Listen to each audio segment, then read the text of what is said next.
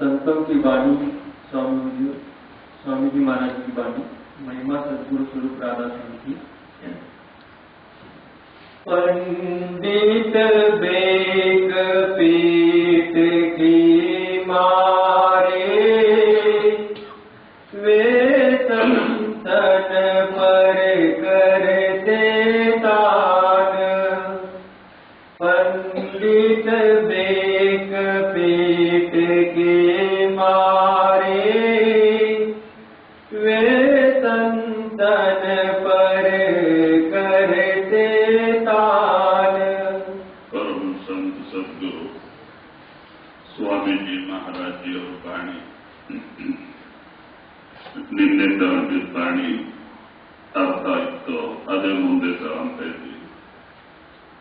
ಸ್ವಾಮೀಜಿ ಮಹಾರಾಜ್ ತಿಳಿಸ್ತಾ ಇದ್ದಾರೆ, ಸಂತ ಮಹಾತ್ಮರು ನಾವು ಒಳ್ಳೆಗೋಸ್ಕರ ಹೇಳ್ತಾರೆ, ಆದ್ರೆ ಈ ದೇಶದಾರಿ ಸಾಧು ಮತ್ತೆ ಪಂಡಿತರು ಅವ್ರಿಗೆ ಅರ್ಥವಾಗುತ್ತಿಲ್ಲ. ಅವ್ರೇನ್ ತಿಳ್ಕೊಂತಾರೋ, ಏನಿದು ದೇವ್ರ ಪೂಜೆ ಇಲ್ಲ, ಗುಡಿಗೆ ಹೋಗೋದಿಲ್ಲ, ತೀರತ್ ಬರೋದಿಲ್ಲ, ಇವ್ರದ್ದು ಯಾವುದೊಂದು ಹೊಸ ಮತ, ದೇವರಿಗೆ ಯಾವುದು ಓದಿಲ್ಲ ಅಂತ. ಹಾಗೆ ಅಲ್ಲ, ಸಂತ ಮಹಾತ್ಮರು ಯಾವಾಗ ತಿಳಿಸ್ತು ಬಂದಿದ್ದಾರೆ, ದೇವರು ನಿಮ್ಮೊಳಗೆ ಇದ್ದಾರೆ ಅಂತ. ನಿಜವಾದ ಈ ದೇಹವೇ ದೇವಾಲಯ. ಪರಮಾತ್ಮ ಇದಕ್ಕೆ 9 ಇಲಾಖೆಲ್ಲ ತಯಾರು ಮಾಡಿ ಪರಮಾತ್ಮ ತಯಾರು ಮಾಡಿದ್ದು, ಹೊರಗೆ ನಾವು ಕಟ್ಕೊಂಡಿರೋದು. ಇದು ಪರಮಾತ್ಮ ಕಟ್ಟಿರೋದು 6 ಅಡಿದು ಮಂದಿರ. ಇದರೊಳಗೆ 14 ಲೋಕದ ರಚನೆ ಮಾಡಿ ತನ್ನ ಖಜಾನೆ ಎಲ್ಲ ಒಳಗಿಟ್ಟಿ ಪರಮಾತ್ಮ ತಾನೇ ಒಳಗೆ ಕೂತಿದ್ದಾರೆ. ಸಂತ ಏನ್ ಹೇಳ್ತಾರಂದ್ರೆ, ಒಳಗೆ ಬಂದ್ರೆ ನಿಮ್ಗೆ 33 ಕೋಟಿ ದೇವಿ ದೇವತರು ಸಿಗ್ತಾರೆ. ಬ್ರಹ್ಮ ವಿಷ್ಣು ಮಹೇಶ್ವರ ದರ್ಶನವಾಗ್ತದೆ. ಮತ್ತೆ ಇನ್ನು ಮೇಲೆ ಮಂಡಲಕ್ಕೆ ಹೋಗಲಿಕ್ಕೆ ಅನುಕೂಲ ಆಗ್ತದೆ. ನಾವು ಬರೇ ಹೊರಗಿನ ಭಕ್ತಿದಲ್ಲೇ ಹೋಗ್ಬಿಟ್ರೆ, ಈಗ ಹೆಣ್ಣು ಹುಡುಗರು ಎಲ್ಲವರಿಗೆ ಆಟ ಆಡ್ತಾರೆ, ಮದುವೆ ಆಗೋವರಿಗೆ. ಮದುವೆ ಆದ್ಮೇಲೆ ಗುಡ್ಡಿದ ಆಟ ಆಡ್ತಾರಲ್ಲ, ಹಾಗೆ ಗುರು ಸಿಕ್ಕಲಾರ್ದಿದ್ರೆ ನಮ್ಗೆ ಗೊತ್ತಿಲ್ಲ ನಾವು ಏನ್ ಮಾಡ್ತಾ ಇದ್ವಿ, ಏನ್ ಮಾಡ್ಬೇಕಾಯ್ತೋ. ಅದೇ ನಿಜವಾದ ದೇವರು ಅಂತ ಹೇಳಿ ನಾವು ಅದೇ ರೂಪ ಆಗಿದ್ವಿ. ಆದ್ರೆ ಮಹಾತ್ಮರೆಲ್ಲ ಬಿಚ್ಚು ಬಿಚ್ಚು ತಿಳಿಸ್ತಾರೆ,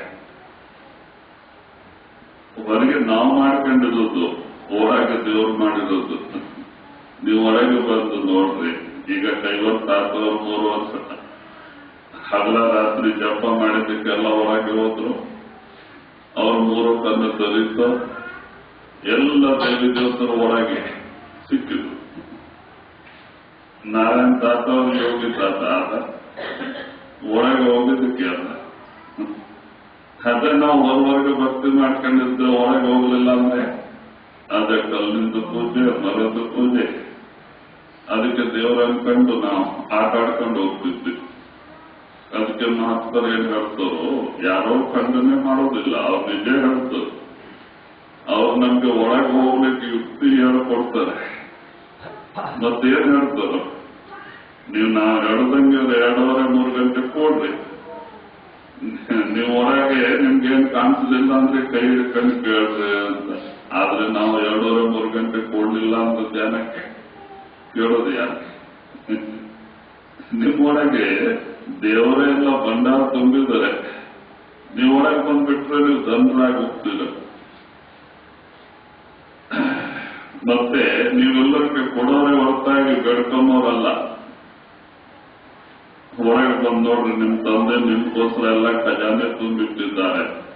ಆದ್ರೆ ಹೊರಗೆ ನಾವು ರೊಟ್ಟಿ ಮತ್ತು ಬಟ್ಟೆಗೆ ಚಿಂತೆ ಮಾಡ್ತಾ ಇದ್ದೀವಿ. ನಾಳೇನು ನಾಡ್ದೇನು, ಯಾಕೆ? ತನ್ನ ರೂಪ ತಾನು ಮರ್ತಿದ್ದಕ್ಕೆ, ತನ್ನ ಊರು ತಾನು ಮರ್ತಿದ್ದಕ್ಕೆ. ತನಗೆ ಶರೀರ ಅನ್ಕೊಂಡ್ಬಿಟ್ಟಿದ್ವಿ, ಇವ್ರಿಗೆ ತನ್ನೂರು ಅನ್ಕೊಂಡ್ಬಿಟ್ಟಿದ್ವಿ. ಹಗಲ ರಾತ್ರಿ ಇದಕ್ಕೆ ಪ್ರೇಮ ಮಾಡ್ಕೊಂಡು ನಮ್ದು ಈ ದುರ್ಗತಿ. ಇದ್ರಿಗೆ ಹುಟ್ಟೋದು ಸಾಯೋದು, ಹುಟ್ಟೋದು ಸಾಯೋದು. ಅದಕ್ಕೆ ಮಹಾತ್ಮರು ಹೇಳ್ತಾರೆ, ಇದು ಕಾಲು ಮತ್ತೆ ಮಾಯದ ಮೋಸಗಾರಿಕೆ. ಇದು ನಿಮ್ಮೂರಲ್ಲ. ನಿಮ್ಮೂರು ಸತ್ಲೋಕ ಸಚ್ಕಂಡ ಪರಮಾತ್ಮ ಇರೋವು ನಿಮ್ಮೂರಿಗೆ ನೀವು ನಡೀರಿ ಅಂತ. ಆದ್ರೆ ಅವ್ರ ಮಾತು ಈ ಪಂಡಿತರಿಗೆ ಕೆಲಸ ಆಗೋದಿಲ್ಲ. ಅವ್ರು ಇವ್ರಿಗೆ ವಿರೋಧ ಮಾಡ್ತಾರೆ ಸಂತರಿಗೆ. ಪಡ್ಡು ಸಾಹೇಬರು ಅಯೋಧ್ಯೆಯಲ್ಲಿ ಸಂತ ಮಹಾತ್ಮರಾಗಿದ್ರು. ಆದ್ರೆ ನಿದ್ದೊಳಕ್ ಫಕೀರ ಏನಿದ್ರೆ ಅವರು ಹೇಳ್ಬಿಡ್ತಿದ್ದಲ್ಲ, ಅವಾಗ ಹೊಸ ಹೊಸ ಪ್ರಚಾರ. ಅದಕ್ಕೆ ಇವ್ರಿಗೆ ಸಹನವಾಗಲಿಲ್ಲ. ಪಂಡಿತಕ್ಕೆ ಬೇರ್ದಾರಿ ಸಾಧುರಿಗೆ ಇವ್ರ ಧ್ಯಾನದಲ್ಲೇ ಬೆಳಿಗ್ಗೆದ್ದು ಆಶ್ರಮ ಬಿಟ್ಟು ದೂರದಲ್ಲೇ ಒಂದು ಗುಡಿಸಿ ಕಟ್ಕೊಂಡಿದ್ದ ಹುಲ್ಲಿಂದ. ಅದ್ರಾಗ ಹೋಗಿ ರಾತ್ರಿ 7 ಗಂಟೆ ಧ್ಯಾನ ಕೊಡ್ತಿದ್ದೆ. ಅವರು ಸಮಾಜದಲ್ಲಿ ಇರುವಾಗ ಆ ಗುಡಿಸಿಗೆಲ್ಲ ಬೆಂಕಿ ಹಾಕ್ಬಿಟ್ರು ಪಂಡಿತರು. ಇವರು ಸಮಾಜದಲ್ಲಿ ಇರುವಾಗ ಹಂಗೇ ಸರಿ ಬಿಟ್ಬಿಟ್ರು. ಕಟ್ಟು ಸುಟ್ಟೋದು. ಆಮೇಲೆ ಬೇರೆ ಯಾವುದೊಂದು ಊರವರಿಗೆ ಮಾತು ಕೊಟ್ಟಿದ್ರು, ಆ ತಿಂಗಳಕ್ಕೆ ಫಲಾನೆ ಬೇಡಿಕೆ ನಿಂತ ನಾನು ಬಂದು ಸತ್ಸಂಗ ಮಾಡಿ ಉಪದೇಶ ಕೊಡ್ತೀವಿ ಅಂತ. ಶರೀರ ಬಿಟ್ಟು ಮತ್ತೆ ತಿಂಗಳ ಕರೆಕ್ಟ್ಗೆ ಅಲ್ಲಿ ಪ್ರಗಟಾಗಿ ಸತ್ಸಂಗ ಮಾಡಿ ಮತ್ತೆ ಉಪದೇಶ ಕೊಟ್ಟು ಮುಕ್ತಾಗ್ಬಿಟ್ರು. ಹಾಗೆ ಶರೀರ ಸುಟ್ಟೋಗ್ತದೆ, ಆತ್ಮ ಸುಟ್ಟೋಗುವುದಿಲ್ಲ. ಭಕ್ತಿ ಮಾಡಿದಕ್ಕೆ ಆತ್ಮ ಅಮರವಾಗ್ತದೆ, ಶರೀರ ಅಲ್ಲ. ಇದು ಮಟ್ಟಿದ ಬೊಂಬ, ಮಟ್ಟಿದೆ ಮನೆ. ಇದು ಯಾರಿಗೆ ಶಾಶ್ವತಲ್ಲ, ಮಹಾತ್ಮರಿಗೇನೆ ಶಾಶ್ವತಲ್ಲ, ಮಾಮೂಲಿ ಮಾನವರಿಗೇನೆ ಶಾಶ್ವತಲ್ಲ. ಇಲ್ಲೇ ದಿವಸ ಹೋಗಬೇಕಾಗ್ತದೆ. ನಮ್ಮವ್ರು ಎತ್ಕೊಂಡು ಹೋಗಿ ಪುಣ್ಯ ಒಳಗೆ ಹಾಕ್ಬಿಡ್ತಾರೆ. ಇನ್ನು ವರ್ಷಕ್ಕೆ ಹೋಗಿ ತೋಡಿ ನೋಡಿದ್ರೆ ಒಂದು ಏನೇನು ಇರ್ತೋ ಕೆಸ ಇರೋದಿಲ್ಲ, ಎಲ್ಲ ಮಟ್ಟಿ ತಿನ್ಬಿಡ್ತಾರೆ. ಯಾಕೆ? ಇದು ಮಟ್ಟಿನಿಂದ ಹುಟ್ಟಿದ ಶರೀರ ಮಟ್ಟಿ ತಿನ್ಬಿಡ್ತದೆ. ಮಟ್ಟಿನೇ ಇದು. ನಾವು ಸ್ನಾನ ಮಾಡುವಾಗ ಉಚ್ಕೊಂಡ್ರೆ ಏನ್ ಬರ್ತದೆ? ಬರೀ ಮೊನ್ನೆ ಮಟ್ಟಿ. ಆತ್ಮ ಇದ್ರೆ ಕೂಡಿರೋವರೆಗೆ ಇದಕ್ಕೆ ಶೋಭ. ಇದು ನಡೀತದೆ, ಮಾತಾಡ್ತದೆ, ಇನ್ನೊಬ್ಬರಿಗೆ ಸಹಾಯ ಮಾಡ್ತದೆ. ಅದೇ ಆತ್ಮ ಈ ಬೋನ್ ಖಾಲಿ ಮಾಡಿ ಹೋಗ್ಬಿಟ್ಟು ನೋಡ್ರಿದ್ರೆ ಗತಿ 2 ದಿವಸ ಮನೆ ಕೆಟ್ಕೊಂಬೋದಿಲ್ಲ, ಉದ್ಕೊಂಡ್ಬಿಡ್ತಾವ ಗಾಳಿ. ಬಂದರೇನಂತಾರ ಎತ್ತರ ಅಂತಾರ ಹೊರತಾಗಿ ಇನ್ನೊಂದು ದಿವಸ ಇಲ್ಲ ಅನ್ನೋರೇ ಗೊತ್ತಿಲ್ಲ. ಅದೇ ಮರ್ಯಾದೆ. ಅದಕ್ಕೆ ಮಹಾತ್ಮರು ಹೇಳ್ತಾರೆ, ಇದಕ್ಕೆ ಭಕ್ತಿ ಅಲ್ಲ, ಇದು ಬಾಡಿಗೆ ಮನೆ. 60-70 ವರ್ಷ ಆಗಿ ಸಿಕ್ಕಿರಬಹುದು. ಆತ್ಮಕ್ಕೆ ಮುಕ್ತಿ, ಮನಸ್ಸಿಗೆ ಮುಕ್ತಿ, ಶರೀರಕ್ಕೆ ಅಲ್ಲ. ಶರೀರ ಯಾರನ್ನಾದ್ರೂ ಇಲ್ಲಿ ಬಿಸಾಕ್ ಹೋಗ್ಬೇಕು. ನಮ್ಮ ಉತ್ತರ ಇಂಡಿಯಾ ಕಡೆ ಬೆಂಕಿ ಹಚ್ತಾರೆ, ಸುಟ್ಟು ಬಿಡ್ತಾರೆ. ಈ ದಕ್ಷಿಣ ಪ್ರಾಂತ ಕಡೆ ಕುಣಿಕೆ ಹಾಕ್ತಾರೆ, ಸಮಾಧಿ ಮಾಡ್ತಾರೆ. ನಮ್ಮ ಉತ್ತರ ಇಂಡಿಯಾ ಕಡೆ ಸಮಾಧಿ ಮಾಡೋದಿಲ್ಲ. ಸಮಾಧಿ ಯಾರು ಮಾಡ್ತಾರೋ ಮುಸ್ಲಿಮ್ಸ್, ಹಿಂದೂ ಮಾಡೋದಿಲ್ಲ. ಅರ್ಜನ್ ಸಾಕ್ಲೇನ ಸುಡೋದೆ. ಆ ಕಡೆ ಒಂದು ಪದ್ಧತಿ. ಆದ್ರೆ ಬಹಳ ಖರ್ಚು ಬರ್ತದೆ. ಈಗ ನಮ್ಮ ಊರು ಸುತ್ತು 1000 ಕಿಲೋಮೀಟರ್ಗೆ ಮಸಾಣ ಇರೋದಿಲ್ಲ, ಎಲ್ಲ ಕಾಸಿಗೆ ಹೋಗ್ಬೇಕು.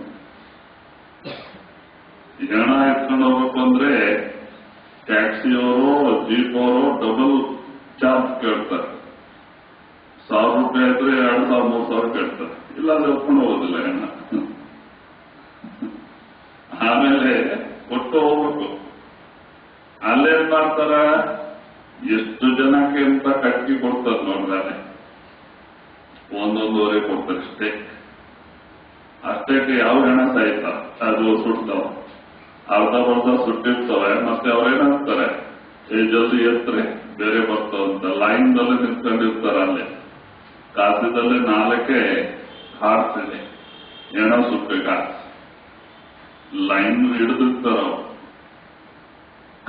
ಎತ್ಕೊಂಡು ಹೋಗಂತ ಅರ್ಧ ಸುಟ್ಟಿರ್ತಾರೆ. ಇವ್ರು ಎತ್ಕೊಂಡು ಹೋಗಿ ನೀರು ಹಾಕಿ ಹಾರಿಸಿ ತಾನು ಗಂಗಾದಲ್ಲೇ ಸಮರ್ಪ್ಯಾಂ ಗಂಗಕ್ಕೆ ಹಾಕ್ಬಿಡ್ತಾರೆ. ಮೀನು ಮೊಸಳು ಎಲ್ಲ ತಿಂದ್ಬಿಡ್ತಾ ಶರೀರಕ್ಕೆ.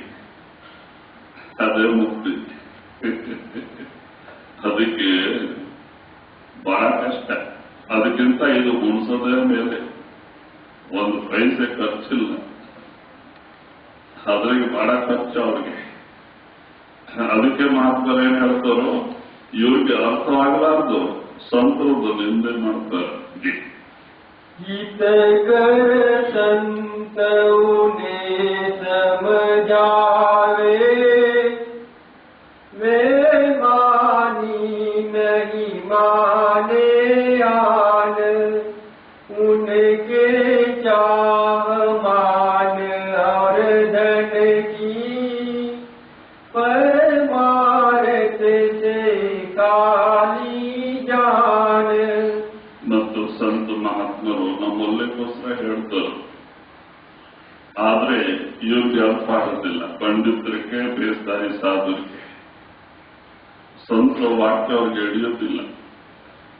ಅದಕ್ಕೆ ಅವರು ವಿರೋಧ ಮಾಡ್ತಾರೆ. ಅವ್ರಿಗೇನ್ ಬೇಕೋ, ದೊಡ್ಡ ಸಂಖ್ಯೆ ಬೇಕೋ, ದುಡ್ಡು ಬೇಕೋ. ನಾವು ಮುಂದೆನೆ ಹೇಳಿದ್ವಲ್ಲ, ನಮ್ಮ ಕಾಸಿ ಕಡೆ ಮಕ್ಕಳ ಮರಿ ಜಾಸ್ತಿ. ಇವನಿಗೆ ಸುಮಾರು 40-50 ಆಗಿರ್ತದೆ. ಸುಮಾರಿ ಅಲ್ಲೆಲ್ಲ ತಿರ್ಗಾಡ್ಕೊಂಡು ಮನೆಗೆ ಬರ್ತಾನ. ಊಟ ಹಾಕೊಂಡ್ರೆ ಹೆಂಡತಿ ಗಲಾಟೆ ಮಾಡ್ತಾರೆ. ಕೆಲಸ ಮಾಡಿಲ್ಲ, ಹೆಂಗ್ ಬರ್ತದೆ, ಹಾಗೆ ಬರ್ತದೆ ಈಗ ಅಂತ ಎಲ್ಲ ಗಲಾಟೆ ಮಾಡಿದ್ರೆ ಈತ ಏನಂತಾರೆ, ನೋಡು ಜಾಸ್ತಿ ಮಾತಾಡಿದ್ರೆ ನಾನು ಸನ್ಯಾಸಿ ಆಗ್ಬಿಡ್ತೇನೆ. ಸನ್ಯಾಸಿ ಆಗ್ಬಿಡ್ತೇನೆ. ಆಯಮ್ಮಾಗ ಭಯ. ಹೋಗ್ಲೆ ಮನೆ ಮುಂದೆ ಇದ್ರೇನ ರಾತ್ರಿಗೆ ಬೈಗೋದಿಲ್ಲ, ನಾಳೆಗೆ ನಮ್ಮ ಮಕ್ಕಳಿದ್ದಾರೆ ಅಂತ ಹೋಗ್ಲೆ ಅಂತ ಹಾಕ್ತಾರೆ. ಇನ್ನು ಹೇಳ್ತೀನಿ ಹಾಕ್ತಾರೆ. ಒಂದ್ ದಿವಸ ಗುದ್ದಾಡಿದಕ್ಕೆ ಇವನು ಹೊರಟೇ ಹೋಗ್ತಾನೆ. ಸುಮಾರಿ ಗಾಂಜಾ ಕುಡಿಯೋದು, ತಿರ್ಗಾಡ್ಕೊಂಡಿರೋದು.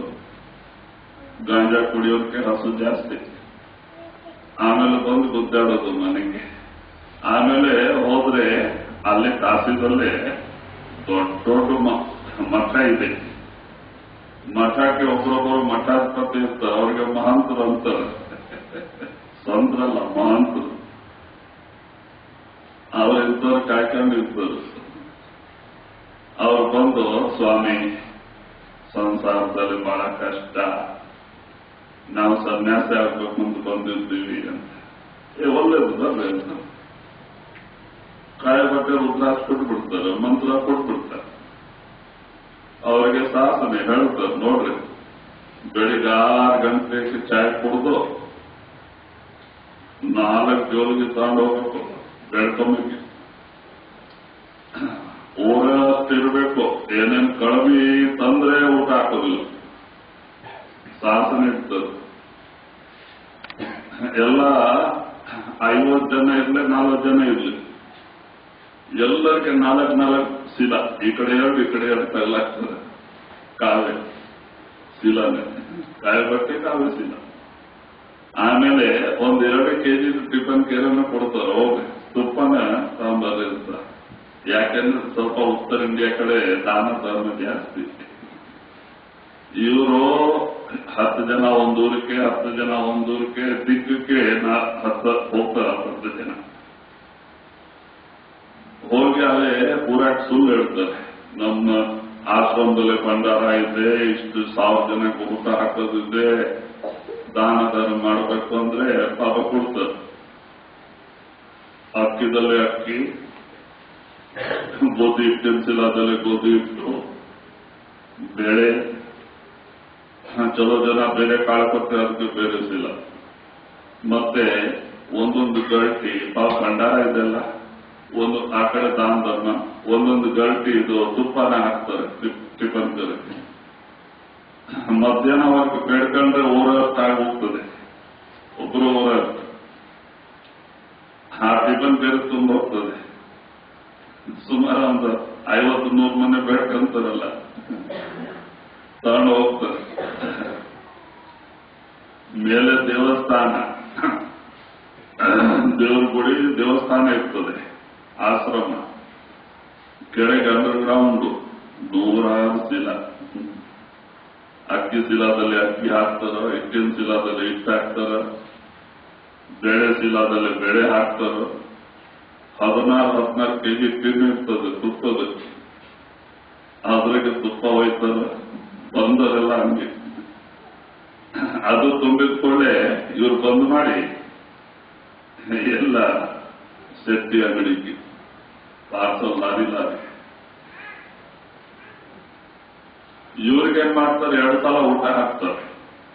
ಯಾಕೆ 12 ಗಂಟೆವರೆಗೆ ಬೆಳ್ಕೊಂಬಂದ್ರೆ ಆಯ್ತಲ್ಲ, ಆಮೇಲೆ ಊಟ ಮಾಡಿ ಆರಾಮಾಗಿ ಸ್ನಾನ ಮಾಡಿ ಊಟ ಮಾಡಿ ಮಲ್ಕೊಂತಾರೆ. ಸಾಯಂಕಾಲ ಇತ್ತು ಎಕ್ಸರ್ಸೈಜ್, ಧ್ಯಾನ ಇಲ್ಲ, ಭಜನೆ ಇಲ್ಲ, ಏನಿಲ್ಲ. ಮೇಲೆ ನೋಡಿದ್ರು ರುದ್ರಾಕ್ಷ ಕಾಲು ಬರ್ತಲ್ಲ. ಮತ್ತೇನಾಯ್ತು, ಸಾಯೋವರ್ಗೆ ಸುಳ್ಳು ಹೇಳ್ಕೊಂತಿದ್ದಾಳೆ. ಭಂಡಾರ ಇದೆ, ಇದು ಇದೆ, ಅದು ಇದೆ. ಯಾವ ಭಂಡಾರ ಇರೋದಿಲ್ಲ, ಏನಿರೋದು. ಮತ್ತೆ ಇಂಥವ್ರಿಗೆ ಏನ್ ಗೆದ್ದಿ? ಮಹಾತ್ಮಗೆ ಏನ್ ಹೇಳ್ತು, ಸುಳ್ಳಿಗಿಂತ ದೊಡ್ಡ ಪಾಪವೇ ಇಲ್ಲ ಅಂತ, ಸತ್ತಿಗಿಂತ ದೊಡ್ಡ ತಪಸ್ಯಾನೇ ಇಲ್ಲ ಅಂತ. ಭಕ್ತಿ ಯಾಕೆ ಮಾಡುವುದಿದೆ?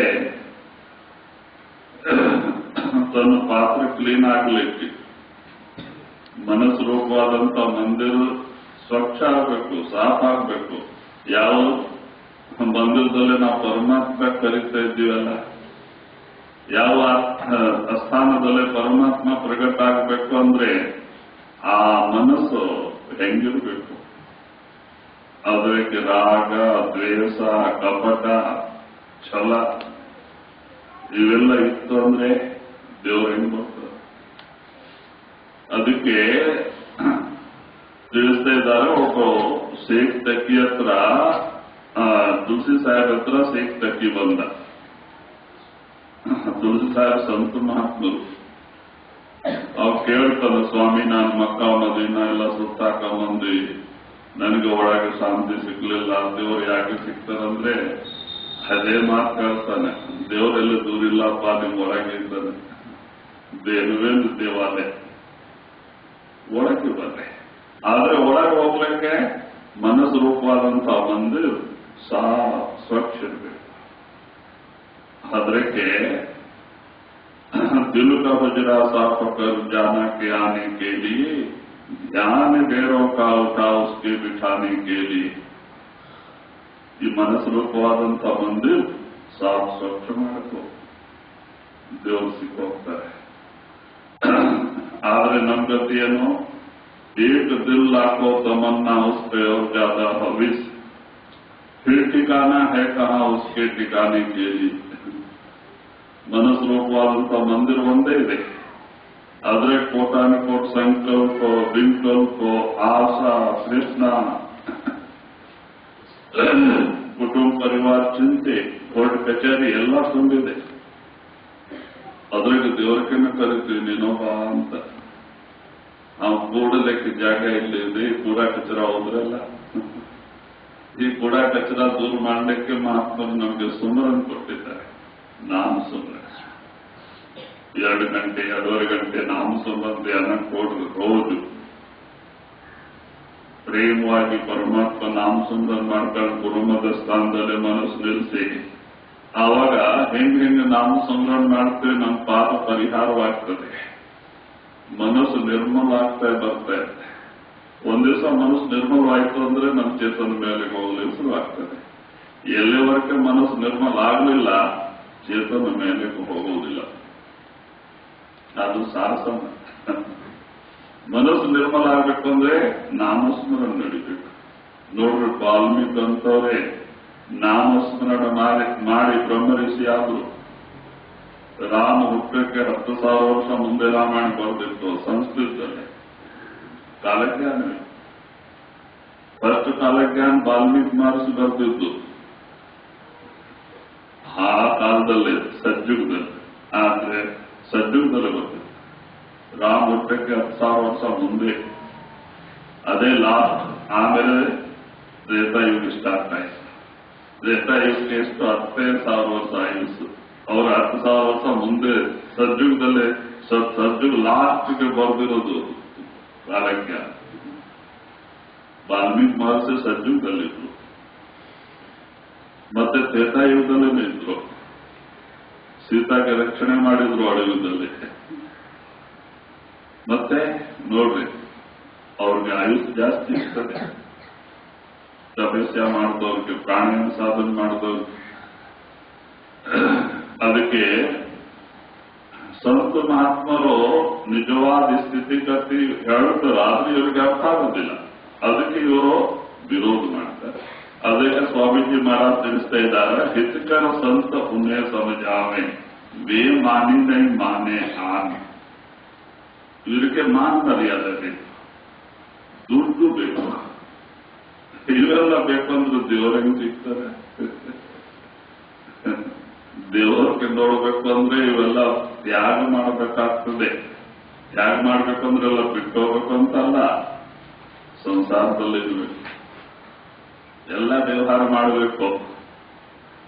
ಮಾಡಿದ್ರೇನ ಗುರು ರೂಪ ಆಗಿ, ಪರಮಾತ್ಮ ನಾಮ ರೂಪ ಆಗಿ ಸರಳವಾಗಿ ಮುಕ್ತಿ. ಈಗ ಕೈವನ್ನಾರಾಯಣ ತಾತವ್ರಿಗೆ ನಾ ಪದೇ ಪದೇ ಹೇಳ್ತಾ ಇರ್ತೀವಲ್ಲ, ನಾವು ಸುಮ್ಮನೆ ಮಾಡಿದ್ದಕ್ಕೆ ಅಲ್ಲ. ಯೋಗಿ ತಾತ ಆದ್ರು 3 ವರ್ಷ ಮಾಡಲಿಲ್ಲ ಅಂದ್ರೆ ಆಗ್ತಿದ್ದ. ಮಾಡಿದ್ದಕ್ಕೆಲ್ಲ ಇವತ್ತು ಮಹಾನುಭಾವ ಆಗಿದ್ದಾರೆ. ಹಾಗೆ ಮಾಡಲಾರ್ದು ಸಿಗೋದಿಲ್ಲ, ಮಾಡಬೇಕಾಗ್ತದೆ. चौरासी चक्कर मारे, फिर फिर गिरते चारों खान, पिछले युग की विद्या पढ़ते कोई ना ವೇದಾಂತ ಬಖಾನ. ಮತ್ತು ತಿಳಿಸ್ತಾ ಇದ್ದಾರೆ ಇಂಥವರು.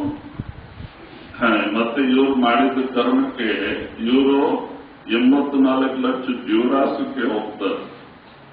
ಅಹಂಕಾರವೇ. ಯಾಕೆ ನಮ್ಗೆ ಮತ್ತೆ ಮತ್ತೆ ಲೋಕಕ್ಕೆ ಬರಲಿಕ್ಕೆ ಕಾರಣ ಅಂದ್ರೆ ನಂದು ಅಹಂಕಾರ.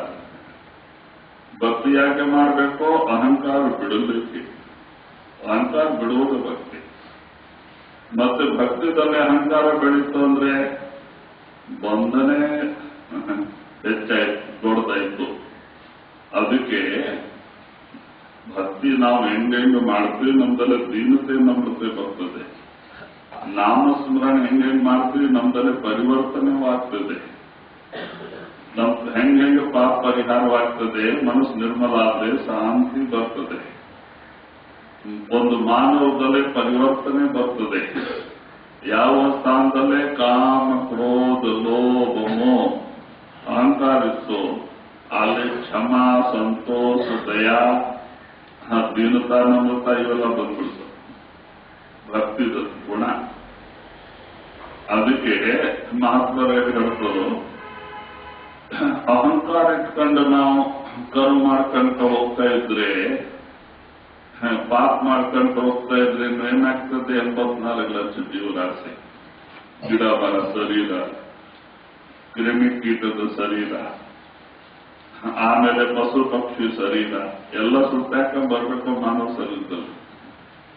84 ಲಕ್ಷ ಶರೀರ ಇದೆ. ಅವೆಲ್ಲ ಸುತ್ತಾಕೊಂಡು ಮಾನವ ಶರೀರ ಬಂದಿದ್ದೀವಿ. ಈ ಮಾನವ ಶರೀರದಿಂದ ಜಾರವಾಯ್ತು ಅಂದ್ರೆ ಮತ್ತೆ 84 ಲಕ್ಷ ಜೀವರಾಶಿ ಭವಸಾಗರ. ಅದಕ್ಕೆ ಭವಸಾಗರ ಅಂತ.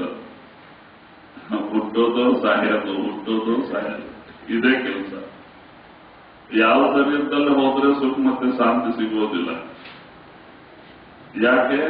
ಈಗ ಅಡವಿದಲ್ಲಿ ನೋಡ್ರೆ ಒಂದು ಪ್ರಾಣಿಗೆ ಒಂದು ಪ್ರಾಣಿ ದಿನೇ ಬದುಕ್ತದೆ. ಸಮುದ್ರದಲ್ಲಿ ಹೋಗಿ ನೋಡ್ರೆ ಒಂದು ಪ್ರಾಣಿಗೆ ಒಂದು ಪ್ರಾಣಿ ದಿನೇ ಬದುಕ್ತದೆ. ಜೀವೇ ಜೀ ರಕ್ಷತ, ಜೀವ ಜೀವ ಭಕ್ಷತ. ಕಾಲಲೋಕದ ನ್ಯಾಯವೇ ಮಾಡಿದ್ದಾನೆ. ಕರ್ಮ ಇಲ್ಲದೆ ಇರ್ಲಿಕ್ಕೆ ಆಗೋದಿಲ್ಲ. ಈಗ ನಾವು ಗಾಳಿ ಹೇಳ್ಕೊಂಡ್ರೆ ಎಷ್ಟು ಒಂದು ಜೀವಾಂಶ ನಮ್ಮ ಹೊಟ್ಟೆ ಒಳಗೆ ಹೋಗ್ತಾ ಇದೆ. ಯಾಕೆ? ಅವನಂತದ್ದು ಸೃಷ್ಟಿ ರಚನೆ ಮಾಡಿದ್ದಾನೆ. ಕಾಲ ಗರ್ಭದಿಂದ ಯಾರು ಬಿಡುಗಡೆ ಆಗ್ಲಿಕ್ಕಿಲ್ಲ. ಈಗ ನಾವು ವ್ಯವಸಾಯ ಮಾಡ್ತಿರ್ತೀವಲ್ಲ,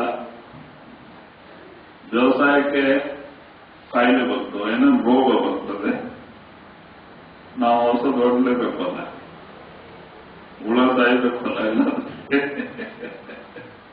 ಮತ್ತೆ ಆ ತರ ಬರೋದೆಲ್ಲ ಬರ್ತದೆ,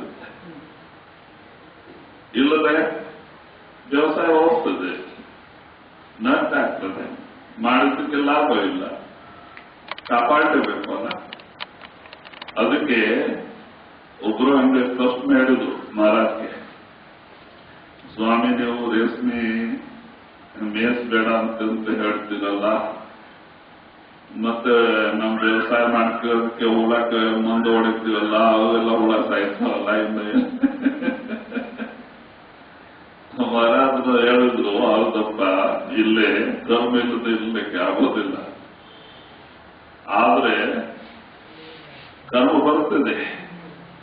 ದಿನ ನಾಮಸ್ಮರಣ ಧ್ಯಾನ 2.5-3 ಗಂಟೆ ದಿನ ಮಾಡ್ತಾ ಇದ್ರೆ ಅದರಿಂದ ಅದು ಹೋಗ್ತಾ ಇರ್ತದೆ. ಮಾಡಿಲ್ಲ ಅಂದ್ರೆ ಆ ಕರ್ಮ ಮೇಲೆ ಬರ್ತಾನೆ ಇರ್ತದೆ, ಇನ್ನೂ ಮನಸ್ಸು ಮಲಿನ ಆಗ್ತಾ ಹೋಗ್ತಾ ಇರ್ತದೆ. ಅದಕ್ಕೆ ನಾಮ ಸುಬ್ರ. ಊಟ ಮಾಡೋ ಸಮಯದಲ್ಲಿ, ದಾರಿ ನಡೆಯೋ ಸಮಯದಲ್ಲಿ, ಕೆಲಸ ಮಾಡೋ ಸಮಯದಲ್ಲಿ, ತೋಟದಲ್ಲಿ, ಬಸ್ನಲ್ಲಿ ಹೋಗೋ ಸಮಯದಲ್ಲಿ ನಾವು ಖಾಲಿ ಇರ್ತೇವಲ್ಲ, ನಾಮ ಸುಬ್ರ ಮಾಡ್ಕೋಬಹುದು. ಪರಮಾತ್ಮ ನಾಮ ಸುಬ್ರ ಎಲ್ಲ ಲಾಭವೇ ಲಾಭ. ಯಾವ ರೂಪದಲ್ಲೇ ಮಾಡಿದ್ರೆ ನಮ್ಮ ಲೆಕ್ಕಕ್ಕೆ ಸೇರ್ತದೆ, ನಮ್ಮ ಪಾಪ ಪರಿಹಾರವಾಗ್ತದೆ. ಮರೆತು ಮಾಡಿದ್ರೆ ಈಗ ಗಣಿತ ಬೇಸೆ, ಅದಕ್ಕೆ ವಯಸ್ಸಾಗೋಗಿತ್ತು. ಒಂದು ಗಿನಿ ಸಾಕಿದ್ಲು, ಬಾಧೆ ಬಿದ್ದು ಅದಕ್ಕೆ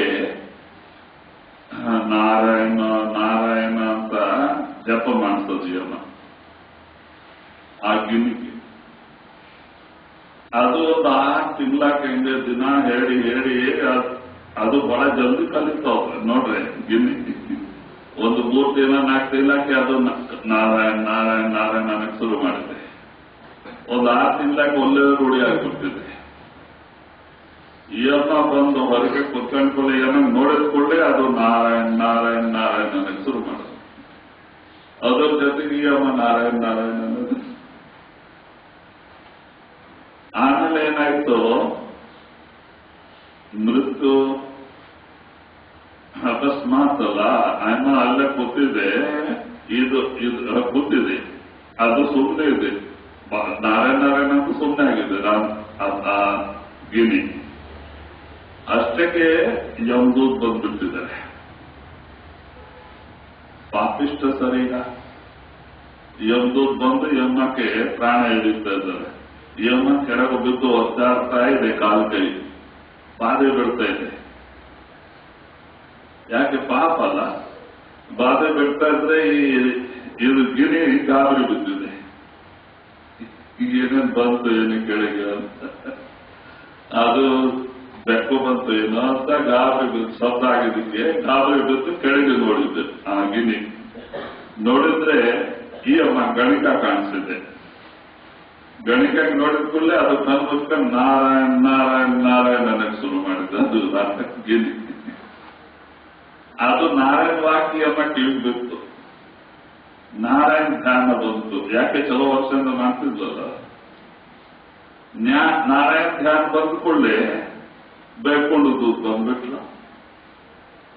ಹಾಯವ್ರಿಗೆ ಓದೆಲ್ಲ ಓಡಿಸಿದ್ರು,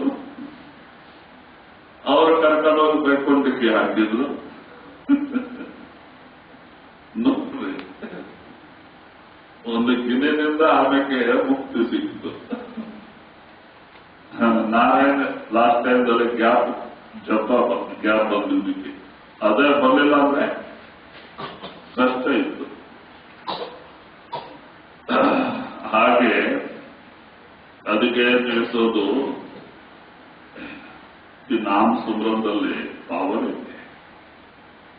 ನಾಮ ಸುಮ್ರನ್ ಮಾಡಿ ನೋಡ್ರೆ ಎಂತರೆಲ್ಲ ಉದ್ಧಾರ ಆಗಿದ್ರೆ, ಗಣಿಕ, ಜಾಮೀಲ್ ಕಸಾಯಿ, ಸದನ್ ಕಸಾಯಿ, ಮತ್ತೆ ಎಂತರೆಲ್ಲ ಪಾಪಿಷ್ಟೆಲ್ಲ ಮಹಾತ್ಮರಾಗಿ ಹೋಗಿದ್ರಲ್ಲ, ಮುಕ್ತಾಗಿ ಹೋಗಿದ್ರು. ಮತ್ತೆ ನಾವು ಯಾಕೆ ಆಗುವುದಿಲ್ಲ? ಆಗ್ತೀವಿ. ಆದ್ರೆ ಮನಸ್ಸು ಮಾಡಿಕೊಡೋದಿಲ್ಲ. ಈ ಸುಳ್ಳು ಸಂಸಾರ ಚಿಂತೆ ಮಾಡಿ ನಮ್ಗೆ ಗೊತ್ತು ಸಂಸಾರ ಸುಳ್ಳು. ಇದು ಒಂದ್ ದಿವಸ ನಮ್ಗೆ ಟೋಪಿ ಹಾಕದೆ ಮೋಸ ಮಾಡೋದು.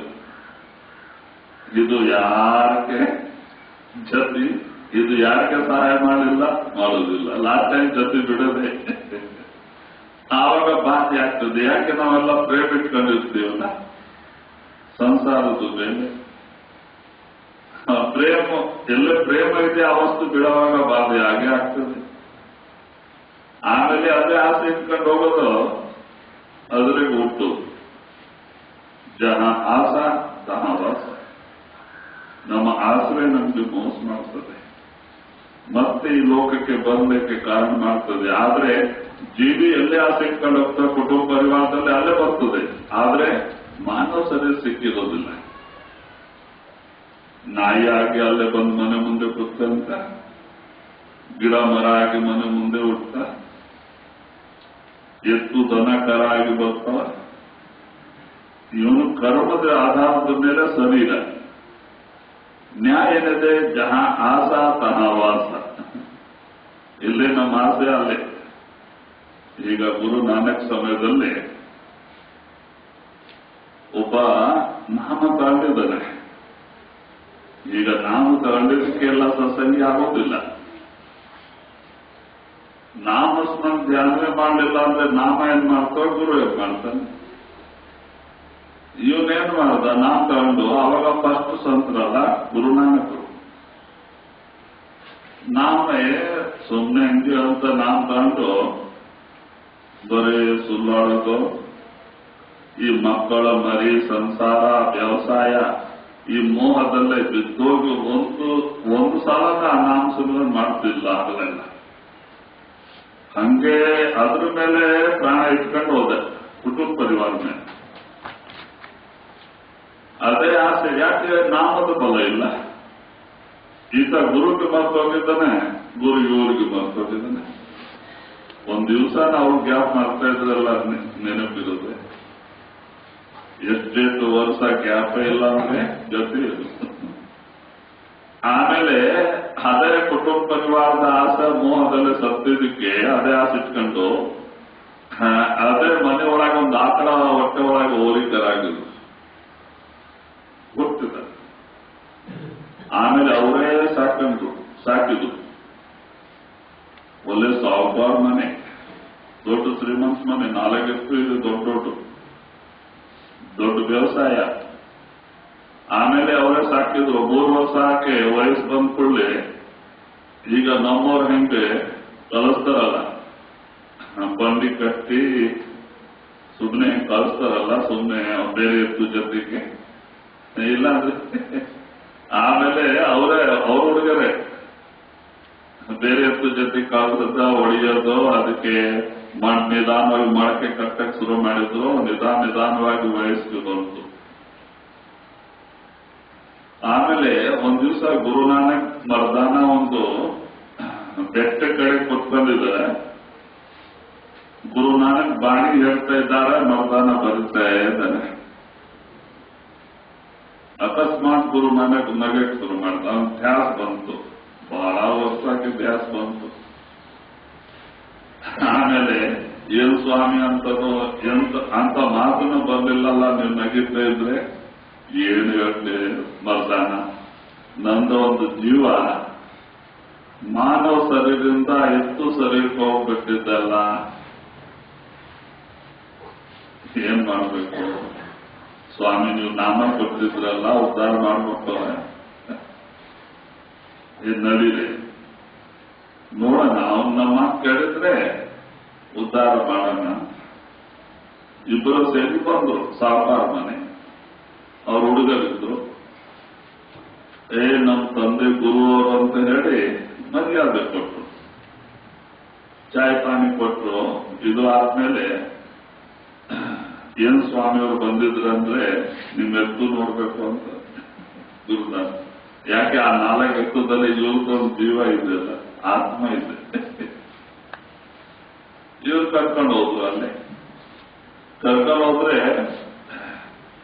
ಯಾವತ್ತು ಶರೀರದಲ್ಲೇ ಇವ್ರ ಆತ್ಮ ಇದೆಲ್ಲ ಸತ್ಸಂಗಿ ಆತ್ಮ, ಆ ಎತ್ತಿಗೆ ಹೋಗಿ ಕಿವಿದಲ್ಲಿ ಕೇಳ್ತಾರೆ, ಏನಪ್ಪ ಈಗನ ಬರ್ತೀಯ ಅಂತ. ಬಹಳ ಬಾಧೆ ಬಿದ್ದಿದ್ದರೆಲ್ಲ ಈಗ ಬರ್ತಾರೇನೋ ಅಂತ. ಆವಾಗ ಆ ಎತ್ತು ಏನ್ ಆ ಆತ್ಮ ಏನ್ ಜವಾಬ್ ಕೊಡ್ತದೆ, ಸ್ವಾಮಿ ನನ್ನ ಜೊತೆ ಇರೋನು ಸ್ವಲ್ಪ ಫಲ ಕಡಿಮೆ, ಅವ್ರದ್ದು ಖಾರ ನಾಣ್ಯ ಮೇಲೆ ಹಾಕೊಂಡು ಇವ್ರದ್ದು ಕೆಲಸ ನಡೆಸ್ತಾ ಇದ್ವಿ, ನಾನ್ ಬಂದ್ಬಿಟ್ರೆ ಹೆಂಗ್ ಸ್ವಾಮಿ, ಇವ್ರಿಗೆ ಎಷ್ಟು ಕಷ್ಟ ಆಗ್ತದೆ ಅಂತ. ನೋಡ್ರಿ, ಎತ್ತು ಶರೀರಕ್ಕೆ ಹೋದ್ರೆ ಇನ್ನು ನಮ್ಮವರಂತೂ ಮಮತೆ ಕಡಿಮೆ ಆಗಲಿಲ್ಲ. ಆಮೇಲೆ ಮಹತ್ತರ ಜಬರ್ದಸ್ತಿ ಮಾಡೋದಿಲ್ಲಲ್ಲ, ಬಿಟ್ಟು ಹೋದ್ರು. ಚಲೋ ಕಾಲಕ್ಕೆ ಆ ಶರೀರ ಹೋಯ್ತು. ಅದೇ ಕುಟುಂಬ ಪರಿವಾರ ಮೇಲೆ ಮಮತೆ ಎತ್ಕೊಂಡು ಹೋಗೋದಕ್ಕೆ ಅಲ್ಲೇ ನಾಯಿ ಆಗಿ ಹುಟ್ಟಿದ್ದು, ಅದೇ ಮನೆಗೆ ನಾಯಿ ಆಗಿ ಬಂತು. ನೋಡಿ, ಎತ್ತುನಿಂದ ಮತ್ತೆ ನಾಯಿ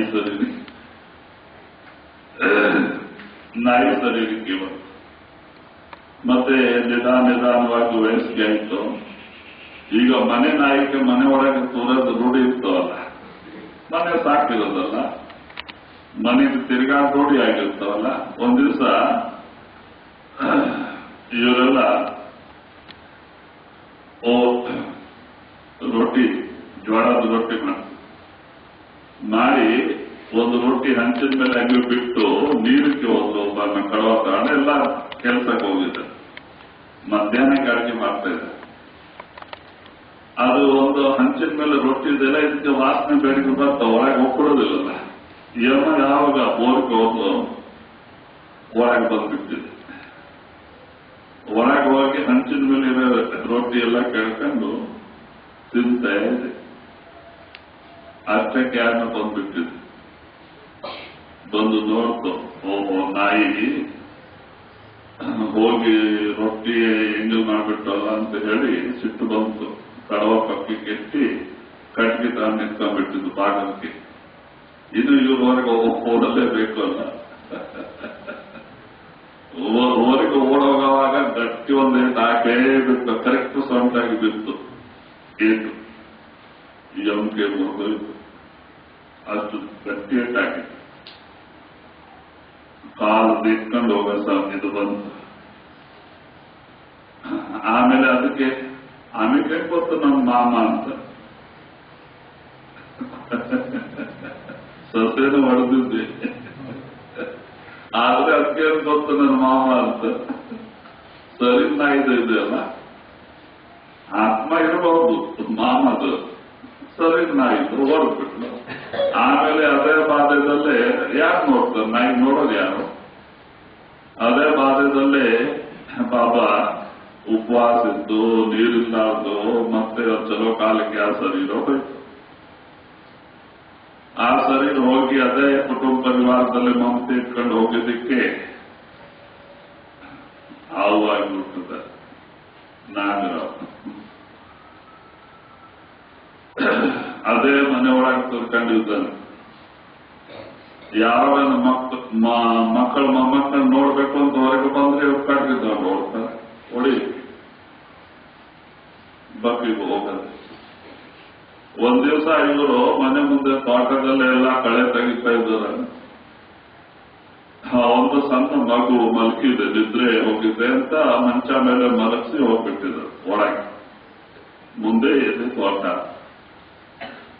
ಆಮೇಲೆ ಈ ಮಗು ಅಳಕ್ ಶುರು ಮಾಡಿದೆ.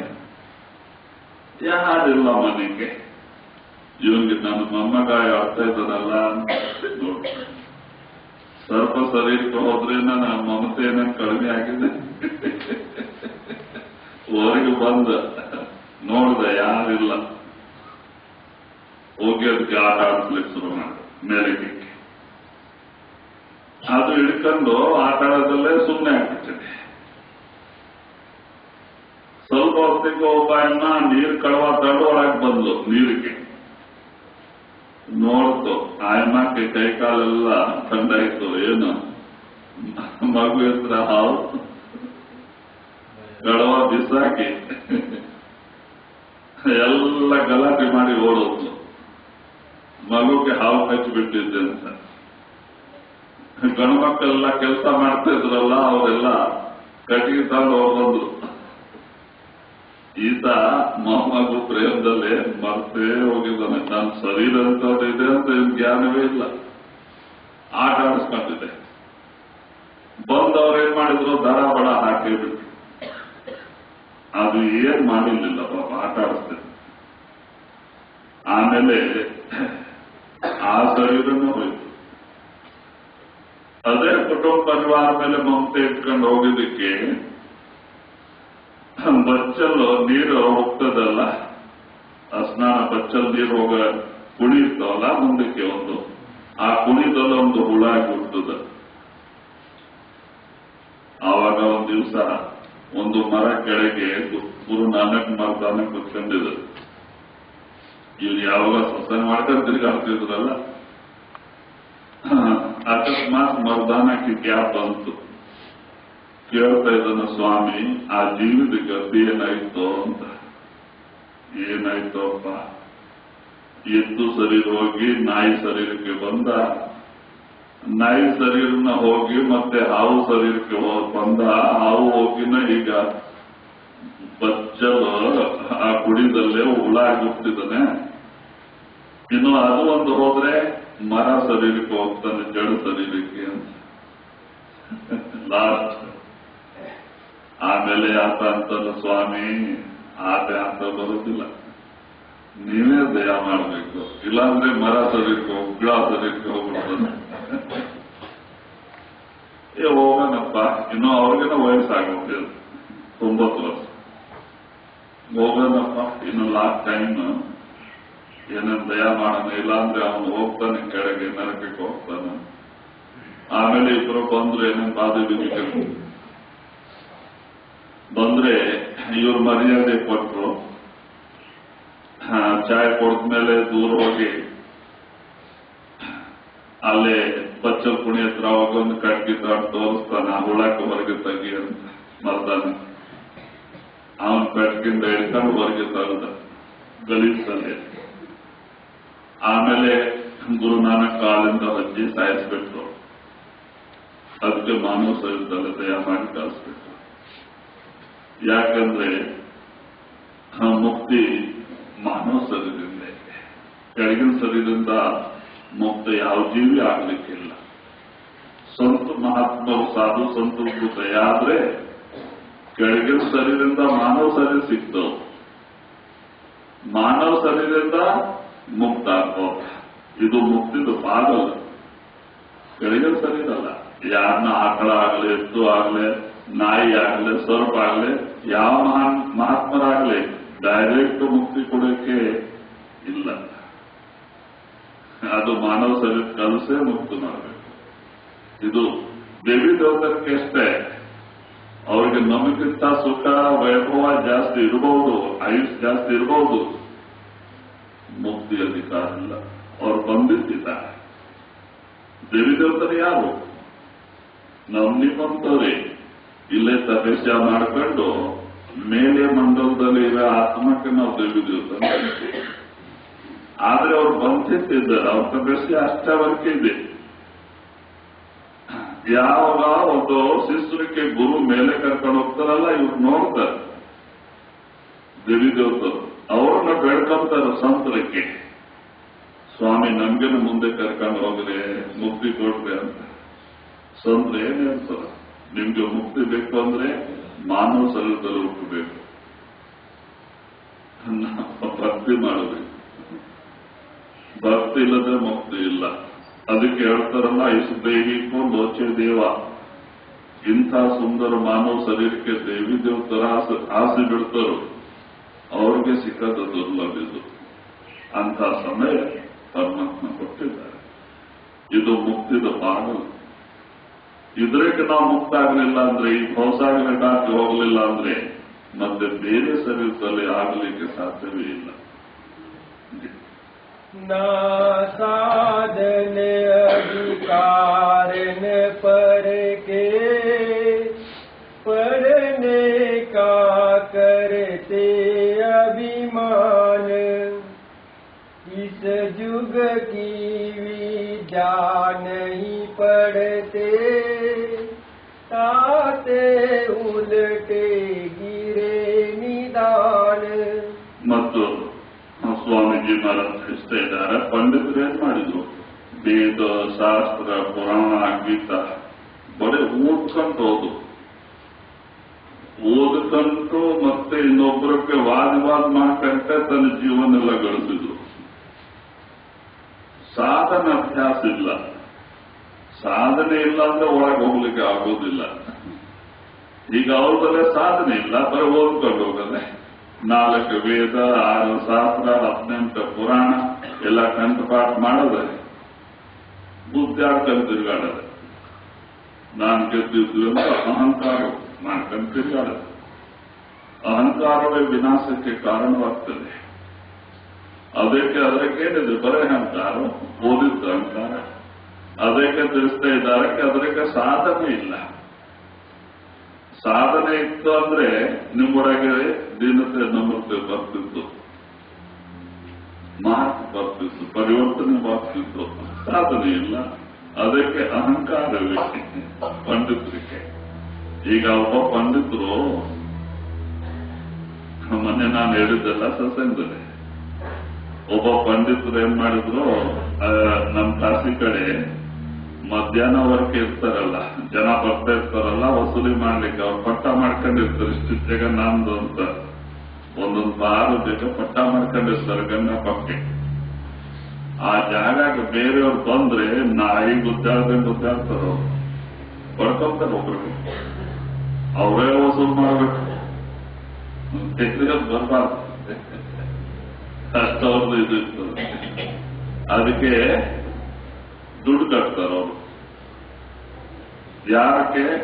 ಬೇರೆಯವ್ರು ಗೌರ್ಮೆಂಟ್ಗೆ ಏನು ಕಟ್ಟೋದಿಲ್ಲ, ಅಲ್ಲಿ ರೌಡಿಯವ್ರು ಇರ್ತಾರಲ್ಲ ಅವ್ರಿಗೆ ಗುಂಡ. ಹೀಗೆ ಅವ್ರದ ರಾಜ್ಯ ಇಲ್ಲ. ಆಮೇಲೆ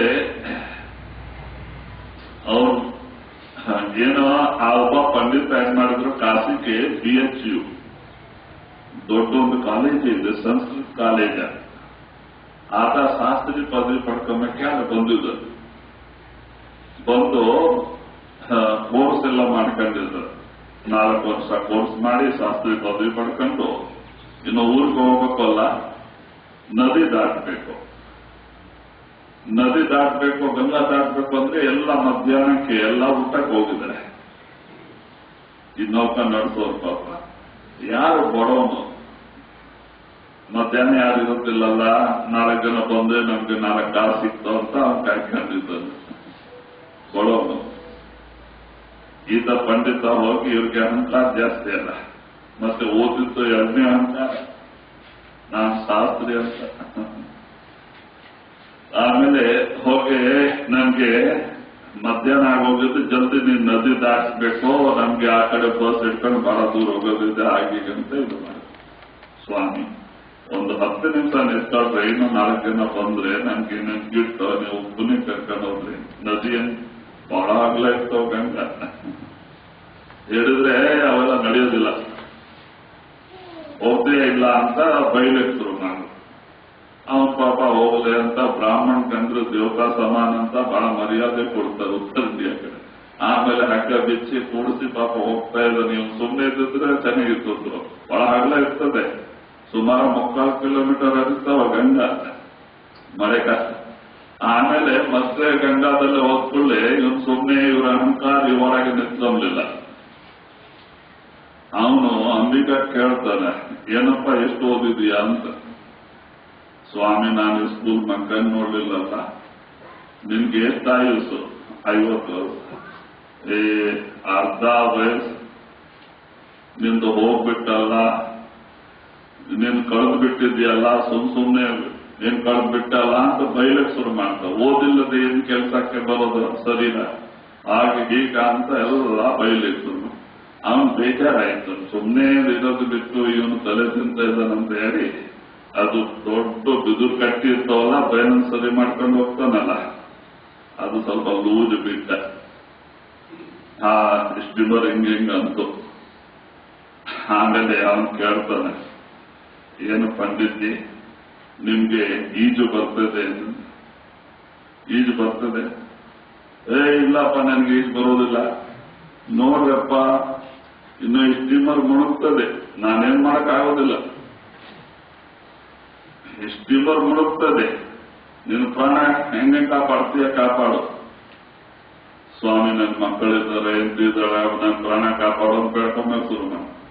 ಆತ ಅವಾಗ ನಕ್ಕು ಅಂತ ನೋಡು, ನನ್ನ ಅರ್ಥ ಹೋಗಿದೆ, ನೀನ್ ಪೂರಾ ಹೋಗ್ತದೆ ಈಗ, ಕಾಪಾಡ್ಕೊಯ್ನು, ಕಾಲಿಡ್ಕೊಬಿಟ್ಟ. ಹೆಂಗೆ ನನ್ನ ಪ್ರಾಣ ಕಾಪಾಡಪ್ಪ ಅಂತ. ತಪ್ಪಾಯ್ತು ನಿನ್ಗೆ ಹೇಳಿದಕ್ಕೆ ಬೈದಿದ್ದಕ್ಕೆ. ಆವಾಗ ಅವ್ರು ಸ್ವಲ್ಪ ಟೈಟ್ ಮಾಡ್ಕೊಂಡು ನಿಲ್ಲಿಸಿ ಸ್ಟಿಮ್ಮರ್ ದಾಟಿಸ್ತ.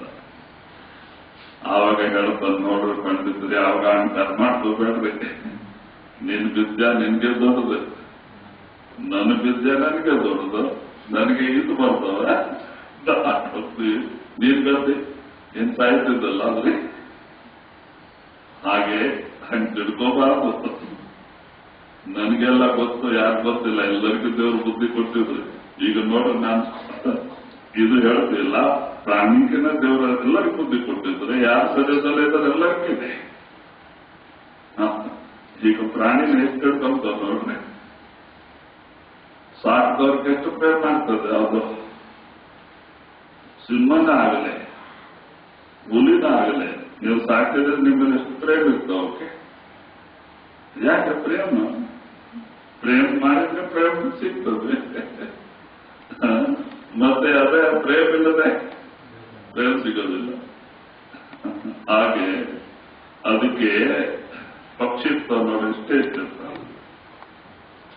ಅದು ಎಷ್ಟು ಸುಂದರ ಮನೆ ಮಾಡ್ತಾವ ನೋಡ್ರಿ. ಮಳೆಕಾಲದಲ್ಲಿ ಜಾಲಿ ಮರದ ಮೇಲೆ ನೀರದಲ್ಲಿ ಬಗ್ಗಿರ್ತಾವಲ್ಲ, ಅಂತ ಜಾಗ ಸಣ್ಣ ರಂಪೆ ಮೇಲೆ ಇಂಥ ಸುಂದರ ಮನೆ ಕಟ್ಟಂತ.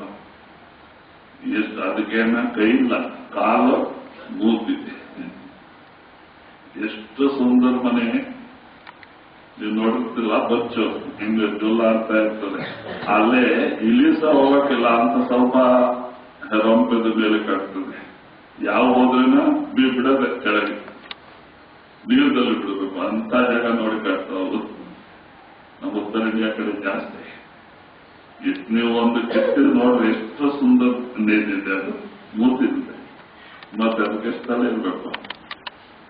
ಅದಕ್ಕೆ ಬಾಗಿಲು ಕೆಳಗಿರ್ತಾಳೆ, ಭಾಗ ಕೆಳಗೆ, ಪಕ್ಕಿಗೆ ಬೆಡ್ರೂಮ್, ಅದ್ರಿಗೆ ಮೆತ್ತ ಮೆತ್ತ ಸಾಮಾನು ತಂದು ಇಟ್ಟಿರ್ತದೆ ಮರಿಗೆ. ಅದು ಯಾವ ಕಾಲೇಜ್ಗೆ ಹೋಗಿದ್ ನೋಡ್ರಿ.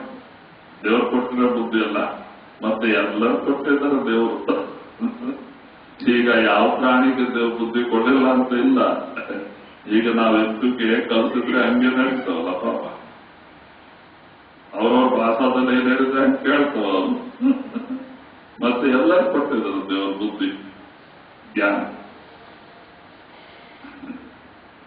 दीन गरीबी मत इस जुग का, और गुरु भक्ति कर प्रमाण, ताते निर्मल नीचल चित होए, गगन चढ़ाओ शब्द निशान. ಮತ್ತು ಅದೇ ಸ್ವಾಮೀಜಿ ಮಹಾರಾಜ್ ತಿಳಿಸ್ತಾ ಇದ್ದಾರ, ಈ ಯುಗದ ವಿದ್ಯೆ ಏನಿದೆ ಗುರುಭಕ್ತಿ. ಸೂಕ್ತ ಶಬ್ದ ಅಭ್ಯಾಸ ಮಾಡಿ ನಿಮ್ಮೊಳಗೆ ಬರುತ್ತೆ. ಮಾತ್ಮರೇ ಹೇಳ್ತಾರೆ, ಸಂತು ಕಾಯಬಟ್ಟೆ ಉದ್ರಾಕ್ಷ ಬೇಕಿಲ್ಲ, ಹೋಗಿ ಇಲ್ಲಿ ಆಶ್ರಮ ಇರೋ ಕೆಲಸ ಇಲ್ಲ, ಸಂಸಾರದಲ್ಲಿ ಇದೆ. ನೀವು ಡ್ಯೂಟಿ ನೀವು ಮಾಡ್ಕೊಳ್ರಿ. ಮಾಡಿದ್ರೆ ಬೆಳಿಗ್ಗೆದ್ದು 2:30 ಗಂಟೆ ಕೊಡ್ತಾರೆ ಆಸನದಲ್ಲಿ. ಗೃಹಮದ 2 ಕಣ್ಣು ಮಧ್ಯದಲ್ಲಿ ಅಲ್ಲೇ ಪ್ರೇಮವಾಗಿ ನಾಮಸ್ಮರಣ ಸದ್ಗುರು ಧ್ಯಾನ ಮಾಡ್ತಾರೆ. ನಿಧಾನವಾಗಿ ನಿಮ್ಮ ಚೇತನ ಮೇಲೆ ಬರ್ತದೆ. ಯಾರಾಗಿ ನಾಮ ಸುಮರನ್ ಮಾಡೋ ಮನಸ್ಸು ನಿರ್ಮಲವಾಗ್ತದೆ, ನಮ್ಮ ಪಾಪ ಪರಿಹಾರ ಆಗ್ತದೆ, ನಿರ್ಮಲವಾಗ್ತದೆ, ನಮ್ದಲ್ಲಿ ಮಾರ್ಕು ಬರ್ತದೆ. ಒಂದ್ ದಿವಸ ಮನಸ್ಸು ಪೂರ ನಿರ್ಮಲವಾಗಿ ಚಿತ್ತಿಸ್ತಿರಾಗಿ ಹೋಗ್ತದೆ, ನಮ್ಮ ಚೇತನ ಮೇಲೆ ಬಂದಿರ್ತದೆ. ಈ 6 ಚಕ್ರ ದಾಟಿ 7 ಚಕ್ರಕ್ಕೆ ಬರ್ತಾವ. 9 ಬಾಗಿಲು ಬಿಟ್ಟು 10ನೇ ಬಾಗಿಲು ಬರ್ತಾ 2 ಕಣ್ಣು ಮತ್ತೆ ಆವಾಗ ಆ 3 ಕಣ್ಣು ತರುತ್ತದೆ. ಶಿವನೇತ್ರ 3 ಕಣ್ಣು ದಶಮ ದ್ವಾರ, ಅದು ಮುಕ್ತಿದ ಬಾಗಲ. ಅದು ತರ್ಕೊಳ್ಳೆ ನಮ್ಗೆ ಒಳಗೆ ಹೋಗ್ಲಿಕ್ಕೆ ದಾರಿ ಸಿಗ್ತದೆ. ಮತ್ತೆ ಯಾವ ಗುರು ನಮ್ಗೆ ಉಪದೇಶ ಕೊಟ್ಟಿದ್ರೆ ಅಲ್ಲಿ ಕೂತಿದ್ದಾರೆ. ಯಾವಾಗ ಆ ಬಾಗಲ್ ತರೀತದೆ ಫಸ್ಟ್ ಗುರುವೇ ದರ್ಶನ ಕೊಡ್ತಾರೆ. ಅಲ್ಲಿ ಯಾವ ಗುರು ಒಳಗೆ ಬರ್ಲಿಲ್ಲ ಅಂದ್ರೆ ನಮ್ಗೆ ಹೆಂಗ್ ಕಾಪಾಡ್ತಾರೆ?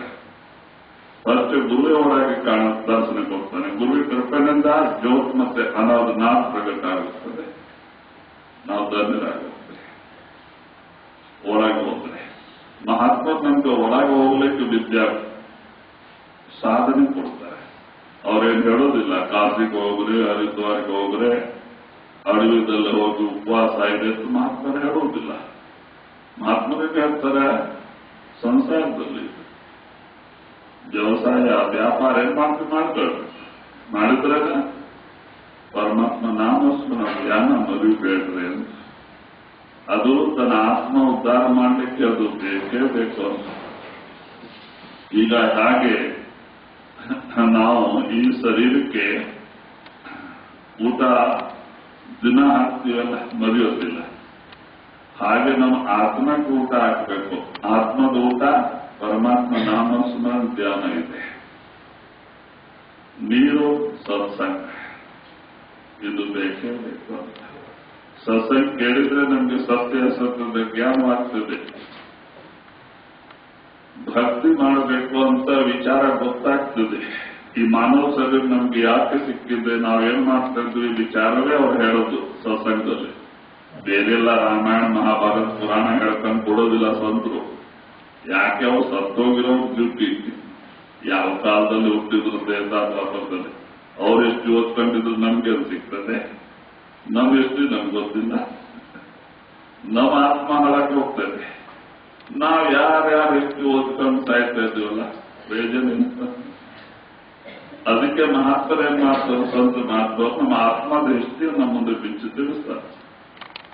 ಹೇಗೆ ಆತ್ಮ ತನ್ನ ಪರಮಾತ್ಮ ಧಾಮ ಬಿಟ್ಟು ಈ ಕಾಲ ಮತ್ತೆ ಮಾಯಲೋಕಕ್ಕೆ ಬಂತು, ಹೇಗೆ ಇದರಿಂದ ಸಿಕ್ಕನ್ನು ಬಾಧೆ ಬಿಡ್ತಾ ಇದೆ, ಇದರಿಂದ ಹೇಗೆ ಕಡೆಗೆ ತನ್ನ ಊರಿಗೆ ತಾನೇ ಹೋಗಿ ಸೇರಬಹುದು, ಈ ವಿಚಾರವೇ ಅವರು ಸತ್ಸಂಗದಲ್ಲಿ ತಿಳಿಸ್ತಾರೆ.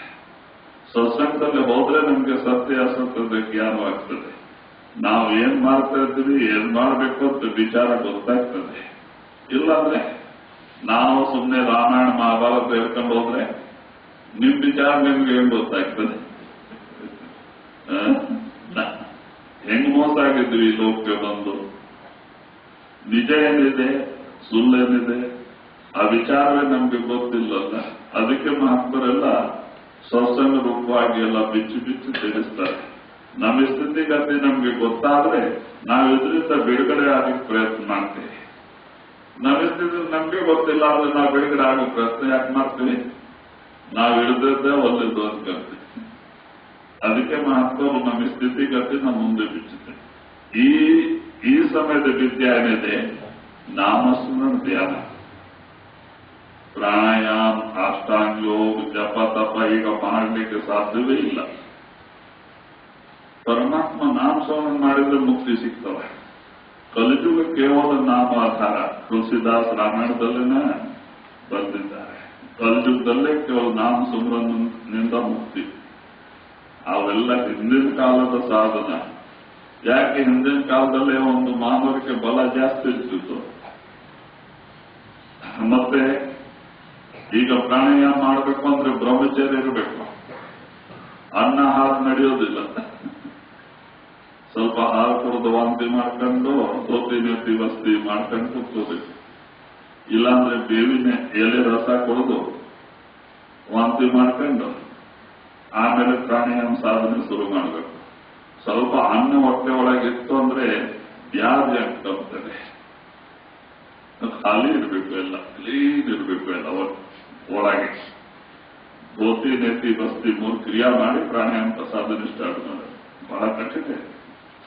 ಅದು ಈ ಕಲ್ಪಿತದಲ್ಲೇ ಸಾಧ್ಯವೇ ಇಲ್ಲ.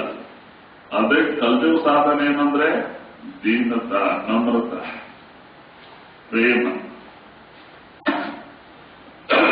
ಫ್ರೇಮ್ ಇಟ್ಕೊಂಡು ನಾಮಸ್ಮರಣ ಧ್ಯಾನ ಮಾಡ್ಕೊಂಡು ಅಷ್ಟೇ, ಬೇರೆ ಏನಿಲ್ಲ. ಸ್ವಲ್ಪ ನಮ್ಗೆ ಬಿಡಲಿಕ್ಕೆ ಹೇಳ್ತಾರೆ, ಏನಂದ್ರೆ ಮಾಂಸ, ಮೀನು, ಮಾಂಸ, ಸರಾಯ, ಈ ಮೂರೇ ಹೇಳೋದವರು. ಯಾಕೆ? ಅದರಿಂದ ಮನಸ್ಸು ಮೇಲೆ ಪ್ರಭಾವ ಬೀಳುತ್ತದೆ, ನಮ್ಮ ಕರ್ಮ ಬೆಳೀತದೆ, ಬೇಡ ಅಂತ ಅಷ್ಟೇ ಬಿಡೋದು. ಇನ್ನು ಬೇರೆ ಎಲ್ಲ ಹಾಲು, ತುಪ್ಪ, ಮೊಸರು ಎಲ್ಲ ತಿನ್ನಕ್ಕೆ ಮಹಾತ್ಮರು ಬೇಡ ಮತ್ತು ಎಲ್ಲ ತಿಂದು ಮಾಡ್ಬೋದಲ್ಲ. ಈಗ ನೋಡ್ರಿ, ಕೆಲವು ಜನ ಅಂತರು ಕೋಲಿಗುಡ್ಡೆ ತಿಂದ್ರೆ ಬಲ ಬರ್ತದೆ ಅಂತ. ಮಾಂಸ ತಿಂದ್ರೆಲ್ಲ ಬಲ. ಈಗ ನಮ್ಮ ಅಮೆರಿಕ ಕಡೆ ಕಂಡಿತ್ತು, ಈಗ ನೋಡಿ ಆಯಿಸ್ಬಿಡ್ತಾ ಇದೆ. ಇಂಥ ಟೈಮ್ದಲ್ಲಿ ಈಗ ಆಯಿಸ್ಬಿಡ್ತಾರೆ. ಈಗ 14ರಿಂದ ನಮ್ಗೆ ಇಲ್ಲಿ ಸಲಿ ಕಡಿಮೆ ಆಗ್ಬೇಕಲ್ಲ, ಆದ್ರೆ ಈಗ ಥಂಡಿ ಮತ್ತಲ್ಲಿ ಜಾಸ್ತಿ ಆಯ್ತು. ಯಾಕೆ? ಕಾಶ್ಮೀರ ವರ್ಗಕ್ಕೆ ಬರೀ ಐಸ್ ಬಿಡ್ತಾ ಇದೆ. ಅಲ್ಲಿ ಅದಕ್ಕೆ ರಕ್ತೆಲ್ಲ ಗಡ್ಡೆ ಕಟ್ತದೆ. ಅವ್ರೆಂತಾರೆ ಸರಾಯಿ ಕುಡ್ಬೇಕು, ಮಾಂಸ ತಿನ್ನಬೇಕು ಅಂತ. ಇಲ್ಲಾಂದ್ರೆ ಗಡ್ಡೆ, ರಕ್ತ ಗಡ್ಡೆ ಕಟ್ತಾವ ಅಂತ ಡಾಕ್ಟರ್ ಹೇಳ್ತಾರೆ. ಅಲ್ಲಿ ಪಶ್ಚಿಮ ಕಡೆ ಆ ದೇಶದ ಒಂದಿದು. ಆದ್ರೆ ಈಗ ಸುಮಾರು ಅಮೆರಿಕಾದಲ್ಲೇ 150 ಆಶ್ರಮ ಇದೆ. ರಾಧಾಸ್ವಾಮಿ ಸಸ್ವಾಮಿ 150 ಆಶ್ರಮ ಇದೆ. ಎಲ್ಲ ಸಸ್ಯಾಹಾರಿ ಇದ್ದಾರೆ. ತರಕಾರಿ, ಹಾಲು, ಮೊಸರೆಲ್ಲ ಅವ್ರೇನೊಬ್ರು ಸಾಯ್ಲಿಲ್ಲಲ್ಲ. ಇದರು ಬೇಕಾದಷ್ಟು ಜನ ಇದ್ದಾರೆ. ಈಗ ಅವರೆಲ್ಲ ಇದರಿಂದ ಏನಾಗ್ತದೆ, ಯಾವ ಜೀವಿ ಇದು ನಾವು ಮಾಂಸ ತಿಂತೀವಲ್ಲ, ಆದ್ರೂ ಪ್ರತಿಯೊಂದು ಜೀವಿತಲ್ಲೇ ಸ್ವಲ್ಪ ಸ್ವಲ್ಪ ಪಾಯ್ಸನ್ ಇರ್ತವೆ, ವಿಷ ಇರ್ತವೆ. ಅದು ನಮ್ಮ ಶರೀರದಲ್ಲೇ ಬಂದು ಕೊಡ್ತಾ ಇರ್ತದೆ. ಅದು ಯಾವಾಗ ಜಾಸ್ತಿ ಆಗ್ತದೆ ಆವಾಗ ಪಾರ್ಶ್ವವಾಯು ಲಘುವ ಹೊಡಿತದೆ. ಅದಕ್ಕೆ ಬಹಳ ಜನ ಎಲ್ಲ ಬಿಟ್ಬಿಡ್ತಾ ಇದ್ದಾರೆ ಆ ಕಡೆ, ಪಶ್ಚಿಮ ಕಡೆ. ಅದಕ್ಕೆ ಇವೆಲ್ಲ ಭ್ರಮೆ. ಈಗ ನೋಡ್ರಿ, ಮಾಂಸಾಹಾರ ಮಾಡೋ ಪ್ರಾಣಿ ಅಡವಿದಲ್ಲೇ ಭಯದಿಂದ ಇರ್ತವೆ, ತಾತ್ಕೊಂಡಿರ್ತವೆ. ಹುಲ್ಲು ಇವೆಲ್ಲ ತಿಂತಿದ್ದೋ ಹಾನಿ, ಒಂಟಿ ಇವೆಲ್ಲ ಪ್ರಿಯವಾಗಿ ತಿರುಗಾಡ್ತಾವ. ಅವಕ್ಕೆ ಭಯ ಕಡಿಮೆ. ಮತ್ತೆ ಅವಕ್ಕೆ ಬಲ ಕಡಿಮೆ ಇದೆ. ಕುದುರೆಗೆ ಬಲ ಕಡಿಮೆ ಇದೆ, ಏನೇನ ಹಾನಿಗೆ ಬಲ ಕಡಿಮೆ ಇದೆ. ಬರೀ ಹುಲ್ಲು ತಿಂತಾವ, ಎಲೆ ತಿಂತಾವಲ್ಲ, ಅವು ಮಾಂಸ ತಿನ್ನೋದಿಲ್ಲ. ಮತ್ತೆ ಅವಕ್ಕೆ ರಕ್ತ ಕಡಿಮೆ ಇರ್ತಾವ. ನಮ್ಮೆತ್ತು ಬರೇ ಒಣಗಿದ ಹುಲ್ಲು ತಿಂತಾವಲ್ಲ, ಎಷ್ಟು ಲೋಡ್ ಹಿಡಿತದೆ. ಬರೇ ಎಂತಿರೋದು, ಬರೇ ಒಣಗಿದ್ದು ಮೇವ. ಮತ್ತೆ ಎಷ್ಟು ಬಂಡಿ ಹಿಡಿತದೆಲ್ಲ ಪಾಪ, ಅವಕ್ಕೆ ಎಲ್ಲಿಂದ ರಕ್ತ ಬರ್ತದೆ. ಅದಕ್ಕೆ ಶಾಕಾಹಾರಿ ಋಷಿ ಮುನಿರೆಲ್ಲ ಅಡವಿ ಕೊಡೋದು, ಕಂದ ಮೂಲ ಫಲ, ಏನೇನು ಆ ಎಲೆ ಪಲ್ಲೆ ಈ ಕಂದ ಮೂಲೆಲ್ಲ ತಿಂದು ಧ್ಯಾನ ಮಾಡ್ಕೊಂಡು ಮತ್ತೆ ಅವರು ಎಷ್ಟು ವರ್ಷ ಎಲ್ಲ ಬದುಕಿದ್ರು. ಪ್ರಾಣಾಯಾಮ ಸಾಧನೆ ಮಾಡಿದ್ರೆ ಅವರು ಚಲೋ ಯುಕ್ತಿ ಮಾಡ್ಕೊಂತಾರೆ. ಖಂಡಿತದಲ್ಲಿ ಬರಬೇ ಇರ್ತಾರೋ, ಬಟ್ಟೆನೇ ಬೇಕಿಲ್ಲ. ಆ ಸಾಧನೆ ಮಾಡಿದ್ರೆ ಶರೀರದಲ್ಲಿ ಊರ್ಜಾ ಬಿಸಿ ಸಖೆ ಉತ್ಪನ್ನ ಆಗ್ತದೆ. ಮತ್ತೆ ಬಿಸಿಲು ಕಾಲದಲ್ಲೇ ಬೇರೆ ಒಂದು ಸಾಧನೆ ಮಾಡಿದ್ರೆ ಶರೀರ ತಣ್ಣಾಗಿಬಿಡ್ತದೆ. ಅವರು ಲಂಗೋಟಿ ಬಿಟ್ಟರೆ ಬೇರೆ ಏನ್ ಕಟ್ಕೊಂಬೇನಿಲ್ಲ. ಹಿಮಾಲಯದಲ್ಲಿ ಇರ್ತಾರೋ ಮತ್ತೆ ಎಲ್ಲಾ ಕಡೆ ಇರ್ತಾರೆ ನೋಡ್ರಿ. ಹಿಮ ಅಂದ್ರೆ ಕಂಡು ಪ್ರದೇಶ. ಮತ್ತೆ ಅಂತದಲ್ಲೇ ಅವರು ಇದ್ದಾರೆ, ಸಾಧನೆ ಮಾಡ್ತಾ ಇದ್ದಾರೆ.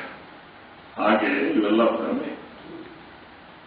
ಅದಕ್ಕೆ ಮಹಾತ್ಮರು ಏನ್ ಹೇಳ್ತಾರೋ, ಹಾಗೆ ನೀವು ಸಂಸಾರದಲ್ಲೂ ಇದೆ ಎಲ್ಲ ವ್ಯವಹಾರ ಮಾಡ್ಕೊಳ್ರಿ. ವ್ಯವಸಾಯ, ವ್ಯಾಪಾರ, ಕುಟುಂಬ ಪರಿವಾರ ಪಾಲನ, ಇದು ನಮ್ಮ ಡ್ಯೂಟಿ ಇದೆ. ಹಿಂದಿನ ಜನ್ಮದ ಕುಡತಕ್ಕನ್ನೋದ್ರಿಂದ ಸಂಬಂಧ ಇದೆ. ಆದ್ರೆ ಬೆಳಿಗ್ಗೆ 2:30 ಗಂಟೆ ತನ್ನ ಆತ್ಮ ಉದ್ಧಾರಕ್ಕೆ ಕೆಲಸ ಮಾಡ್ತಾರೆ, ಭಕ್ತಿ ಮಾಡ್ತಾರೆ, ನಾಮಸ್ಮರಣ ಧ್ಯಾನ ಮಾಡ್ತಾರೆ. ಅದರಿಂದ ನಿಮ್ಗೆ ಶಾಂತಿ ಸಿಗ್ತದೆ. ಲಾಸ್ಟ್ ಟೈಮ್ದಲ್ಲೇ ಎಂದೂದಲ್ಲ, ಗುರುವೇ ಬರ್ತಾನೆ, ಮೇಲೆ ಮಂಡಲ ಕರ್ಕೊಂಡು ಹೋಗ್ತಾನೆ. ಮತ್ತೆ ಮೃತದ ಹುಟ್ಟೆ ಸಾವಕ್ಕೆ ಬರೋ ಕೆಲಸ ಇಲ್ಲ. ಈ ಲೋಕ ಪರಲೋಕ ಎರಡಕಾರವಾಗ್ತದಲ್ಲ. ಈ ಲೋಕದನ್ನ ವ್ಯವಹಾರ ನಡೀತಾ ಇರ್ತದೆ. ಸರಿ ಬಿಡುವಾಗ ಅದೇ ಗುರು ಮತ್ತೆ ನಾಮ ಬರ್ತದೆ, ಮೇಲೆ ಕರ್ಕೊಂಡು ಹೋಗ್ತದೆ. ಅಲ್ಲೇ ಆನಂದವಾಗಿರ್ತೀವಿ. ಮತ್ತೆ ಇಲ್ಲೇ ಹುಟ್ಟಿದ್ರೆ ಬಾಧೆ ತಪ್ಪೋದಿಲ್ಲ. ಮತ್ತೆ ಇವೆಲ್ಲ ಸುತ್ತಂತವ ನಮ್ಗೆ ಸಂಸಾರದ ಚಿಂತೆ. ಮೇಲೆ ಇಲ್ಲಲ್ಲ, ಮೇಲೆ ಮಂಡಲದಲ್ಲಿ ಇವೆಲ್ಲ ಚಿಂತೆ ಇಲ್ಲ. ಅಲ್ಲಿ ಆನಂದವೇ ಆನಂದ. ಅದಕ್ಕೆ ಮಹಾತ್ಮರೇ ಹೇಳ್ತಾರೆ, ನೀವು ಸರಿಯಿಲ್ಲ, ನೀವು ಆತ್ಮ, ನಿಮ್ಮೂರು ಪರಮಾತ್ಮ ಇರೋವು, ನಿಮ್ಮೂರಿಗೆ ಹೋಗ್ಲಿಕ್ಕೆ ಚಿಂತೆ ಮಾಡ್ಕೊಳ್ರಿ. ಈ ಊರು ಚಿಂತೆ ಬೇಡ. ಈ ಊರು ಚಿಂತೆ ಮಾಡಿ ಯಾರಿಗೆ ಸುಖ ಮತ್ತು ಶಾಂತಿ ಸಿಗಲಿಲ್ಲ. ರಾವಣ ಅಂತ ದೊಡ್ಡ ದೊಡ್ಡ ರಾಜ ಮಹಾರಾಜರೆಲ್ಲ ಹೌದು. ಇವೆಲ್ಲ 4 ದಿವಸ ಆಟ. ಇದು ಮಾಯದು. ಏನನ್ನ ನಾವು ಮಾಡ್ಕೊಂತೀವಿ 4 ದಿವಸಕ್ಕೆ ಕೊಟ್ಟಿರೋ ವಸ್ತು ಹೌದು, ನಮ್ದಲ್ಲ. ನಾವು ಬರೋವಾಗ ಬರೀ ಕೈ ಹೋಗಿ ತಂದಿದ್ವಿ, ಹೋಗುವಾಗ ಬರೀ ಕೈ ಹೋಗ್ಬೇಕ, ಎಲ್ಲ ಗೊತ್ತೈತೆ. ಏನ್ ಎತ್ಕೊಂಡು ಬರಲಿಲ್ಲ, ಏನ್ ಎತ್ಕೊಂಡು ಹೋಗಿಲ್ಲ. ಆದ್ರೆ ಮನಸ್ಸು ಮೋಸ ಮಾಡ್ತದೆ. ಸುಮ್ಮನೆ ಇದ್ರೆ ಕಟ್ಟಾಗ್ತದೆ. ಸುಳ್ಳು ಸಂಸಾರದಲ್ಲಿ ಕಟ್ಟಾಗ್ತದೆ. ನಂದು ನಂದು ನಂದು ನೋಡಿದ್ರೆ ನಮ್ದು ಏನಿಲ್ಲ, ಜೀರೋ. ಈಗ ಏನೇನೋ ಬಂಗಾರ ಸರಿದ ಮೇಲೆ ಇತ್ತು ಅಂದ್ರೆ ಸರಿ ಬಿಟ್ಟುಕೊಳ್ಳೆ ನಮ್ಮವರೆಲ್ಲ ಕಿತ್ಕೊಂಡ್ಬಿಡ್ತಾರೆ. ಏನೋ